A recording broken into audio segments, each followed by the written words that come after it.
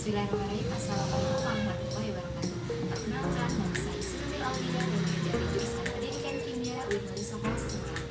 Di sini saya akan melakukan percobaan mengidentifikasikan bangunan asam basa menggunakan indikator alam.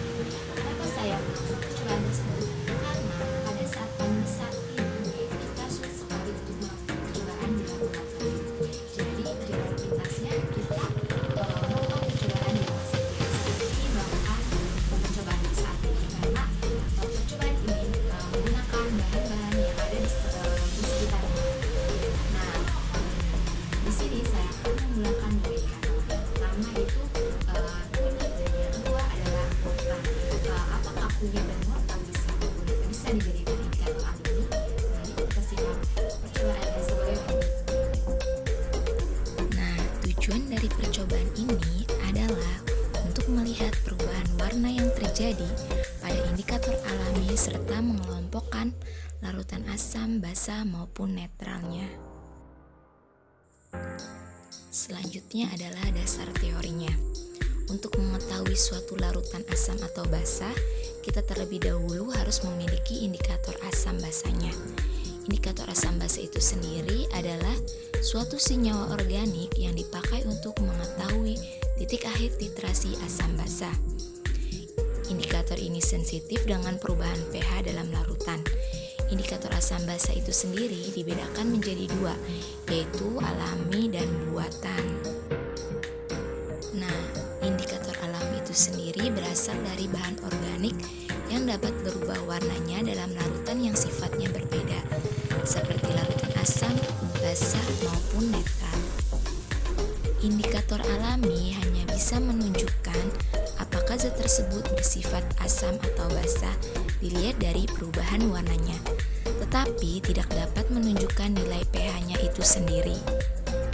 Selanjutnya yaitu alat dan bahan yang saya gunakan pada percobaan kali ini.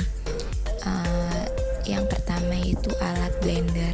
Blender tersebut untuk menghancurkan bahan indikator. Kemudian tempat larutan. Di situ saya menggunakan gelas, mangkuk, dan tempat cetakan es. Kalian bisa menggunakan apa saja yang ada di rumah ya. Kemudian sedotan untuk mengaduk larutan. Lalu bahan yang saya gunakan di sini yaitu kunyit, wortel, garam, deterjen, pasta gigi, cuka, jeruk, dan aquades. Melakukan percobaan identifikasi asam basa menggunakan indikator alami. Di sini saya menggunakan dua indikator. Yang pertama itu sari kunyit yang sudah di-blender. Kemudian yang kedua adalah sari wortel yang sudah di-blender juga. Kemudian larutan asam basa yang saya gunakan di sini yaitu pertama ada cuka, kemudian ada air biasa, kemudian air garam, ada air deterjen yang sudah dilarutkan, kemudian air jeruk, dan yang terakhir adalah air pasaki. Nah, di sini saya sudah disediakan bahan-bahannya sudah dimasukkan ya. Di sini yang pertama itu berisikan larutan cuka, kemudian yang kedua larutan jeruk, kemudian yang ketiga air biasa, yang keempat ada air garam, yang kelima ada deterjen, yang keenam ada larutan pasaki. Nah, di sini saya akan meneteskan indikator alami yang pertama menggunakan air kunyit terlebih dahulu ya. Kita coba apakah air larutan kunyit tersebut bisa menjadikan indikator alami. Kita teteskan ya. Ini pertama air cuka ya, lalu air jeruk. Di sini saya menggunakan sedotan karena tidak ada pipet ya, penggantinya bisa dengan sedotan.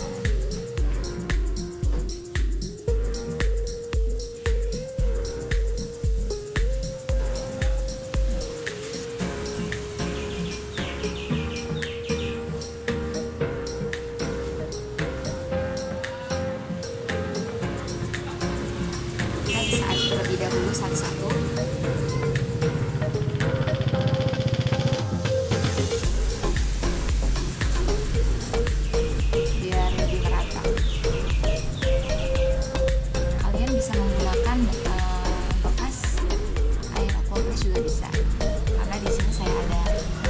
jadi biar lebih gampang lagi.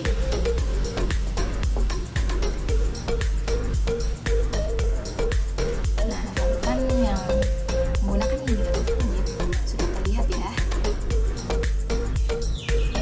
Lalu kita akan coba menggunakan sari wortel. Apakah wortel bisa menjadikan indikator alami atau tidak? Mari kita coba.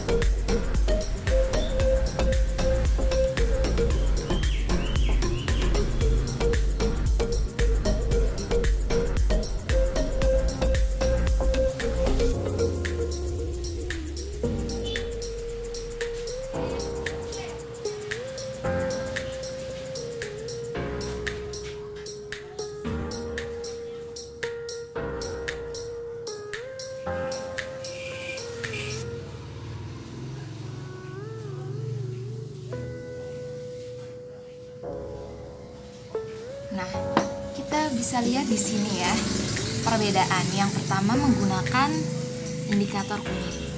Di sini kunyit bisa dijadikan sebagai indikator alami karena di sini ada sedikit perubahan ya, lihatin dari larutan asam, netral maupun basanya. Sedangkan pada sari wortel dia tidak bisa dijadikan indikator alami karena sari wortel tidak mengubah larutan asam basa yang ada di sini. Larutannya masih tetap oranye, kita bisa lihat terlebih dahulu. Tuh. Nah, larutan indikator alami itu jika dilarutkan dengan larutan asam, warnanya akan lebih terang. Contohnya seperti ini. Lihatnya seperti ini. Contohnya kan warnanya lebih terang. Sedangkan ini kan contoh indikator larutan cuka dan larutan air jeruk lebih terang. Kemudian pada basah, liatin deterjen sama pasta gigi. Dia warnanya cenderung gelap banget ya. Jadi lebih gelap banget. Sedangkan yang kedua ini larutan air biasa dan larutan garam yaitu bersifat netral sehingga warnanya tidak terlalu berubah. Jadi sama seperti larutan pada aslinya yaitu wadah kunyit ini. Nah, coba kita bisa terlebih dahulu zoom. Nah, mungkin sudah tahu kan